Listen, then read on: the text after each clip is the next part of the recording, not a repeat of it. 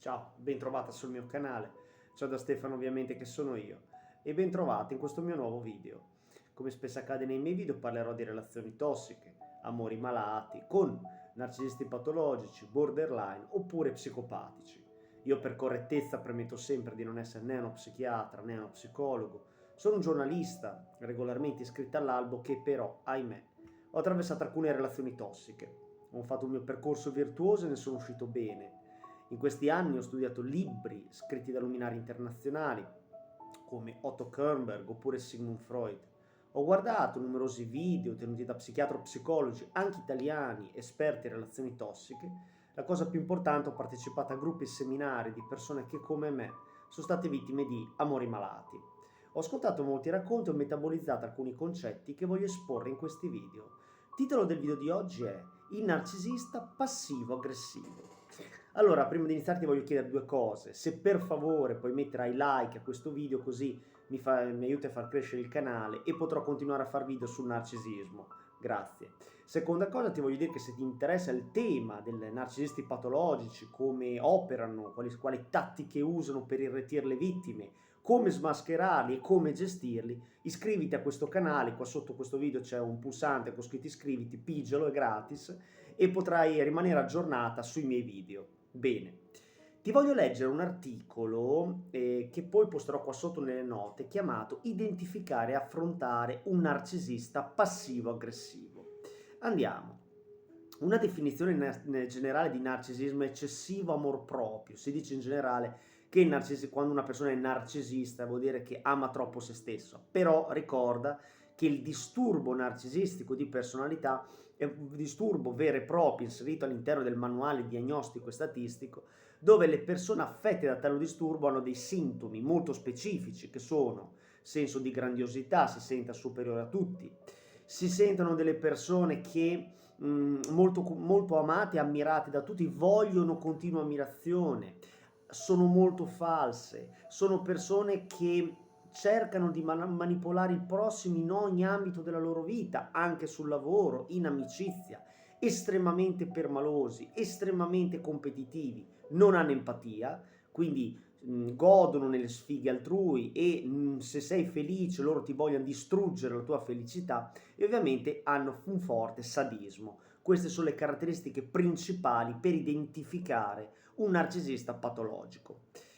In psicologia il disturbo narcisistico di personalità coinvolge una persona, come ti stavo dicendo, con un senso fuori misura di importanza e di diritti. Infatti il narcisista patologico, che ricorda può essere sia maschio che femmina, sente di avere dei diritti superiori, quindi ad esempio tu, se lui si vuole sfogare, lo devi ascoltare, ma se tu vuoi essere compresa, il tuo partner narcisista patologico, un tuo amico narcisista patologico non ti ascolterà mai e ti darà sempre contro, quindi ha un senso del diritto gonfiato. Molte volte un comportamento invece passivo-aggressivo che è proprio del narcisista patologico, tipicamente covert, perché ricorda che il narcisista patologico può essere sia overt, che è una persona diciamo esuberante, il narcisista esuberante per farti capire, il covert è il narcisista timido, che sembra timido ma in realtà è un classico lupo travestito da pecora e ti farà sudare 7 camicie, è una persona che ti metterà il muso se tu non esaudirai i suoi desideri, è una persona che ti farà sentire sempre sbagliata e nervosa,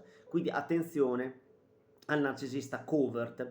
Il comportamento passivo-aggressivo, che è una tecnica di manipolazione, può andare di pari passo appunto con il narcisista.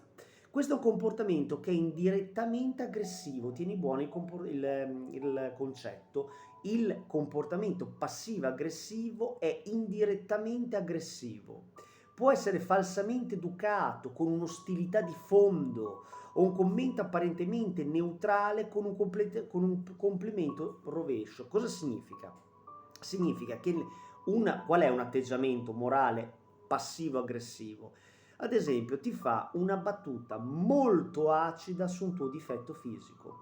Una cosa che viene fuori come una doccia fredda, quindi nessuno gliel'ha chiesto, ma il narcisista ti ha identificato, capisce le tue debolezze e attraverso una stilettata ti può dire una cosa davanti agli altri molto molto brutta. Ad esempio, ripeto sempre, se ti senti sovrappeso E se è una persona che cerca appunto di dimagrire, è un esempio questo, il narcisista patologico giocherà sul fatto che sei in carne attraverso una battuta molto pungente davanti agli altri, perché ti vorrà far sentire sbagliata. Ti sentirai molto sbagliata e questa battuta pungente è un classico comportamento passivo-aggressivo. L'aggressività passiva e il narcisismo possono verificarsi insieme e potrebbero non essere sempre ovvi. Allora, segnali di un comportamento passivo-aggressivo dei narcisisti. Il comportamento passivo-aggressivo può presentarsi in molte forme, tra cui ostilità indiretta, trattamento del silenzio, tieni buono il concetto. Il trattamento del silenzio è un'altra tattica passiva-aggressiva. Qual è il trattamento del silenzio? Lo chiamiamo in gergo il muso, cioè io ti chiedo una cosa, tu non la fai e io smetto di parlarti. Questo è un comportamento passivo-aggressivo, perché se ti devo dire qualcosa te la dico in faccia, con calma e rispetto, e ovviamente le cose si gestiscono e finiscono molto bene. Invece il trattamento del silenzio, quindi il muso, ti instilla una gran rabbia perché non sai che male hai fatto, e in più il narcisista patologico ovviamente gira la frittata dalla sua parte, quindi attenzione al trattamento del silenzio. Mancanza intenzionale di comunicazione, trattamento del silenzio. Presentarsi intenzionalmente in ritardo agli appuntamenti. Esempio, il tuo narcisista patologico è sempre in ritardo, tu gli fai un appunto sul fatto che è in ritardo e lui fa più ritardo ancora. Questo è un altro comportamento passivo-aggressivo, cioè amplificare le cose in base alla critica che tu hai fatto. Ancora, in molti casi non sembrano inizialmente esteriormente aggressivi, ma se combinati con il narcisismo nascosto, possono verificarsi frequentemente ed essere una parte significativa, quindi attenzione perché il muso lo possiamo mettere tutti una volta, ma se il comportamento è ripetuto nel tempo è una classica tattica passiva-aggressiva, oppure in molti casi un'altra tattica passiva-aggressiva potrebbe essere quella di piangere. Un comportamento tipico in questo caso delle donne, se non ottengono, donne narcisiste, se non ottengono ciò che vogliono, piangono davanti a te. Ecco, il pianto può verificarsi, non dico di no, ma se è spesso questa cosa, se succede spesso, allora significa che ti stanno manipolando attraverso un comportamento passivo-aggressivo. Questo mette molto stress nella relazione, queste tattiche, che si tratti di un'amicizia, relazione romantica, rapporto di lavoro, perché ricorda, il narcisista patologico non lo puoi trovare soltanto in amore, ma lo trovi in amicizia, che ci sono tanti amici purtroppo narcisisti patologici, lo puoi trovare sul lavoro, quando un capo è un narcisista patologico e ti vuole sminuire, ti vuole far capire che tu sei inferiore, oppure in famiglia, che sono quelli che fanno più danni tra i genitori, che ovviamente sono passivi aggressivi, usano tattiche passive aggressive, sono narcisisti patologici e ti fanno tanto male. Ancora, cos'è un narcisista nascosto, il covert, come ti dicevo prima? Allora, tuttavia il comportamento può essere nascosto o palese e i segni clinici di un disturbo possono spesso essere descritti in questo modo, con comportamenti o segni nascosti.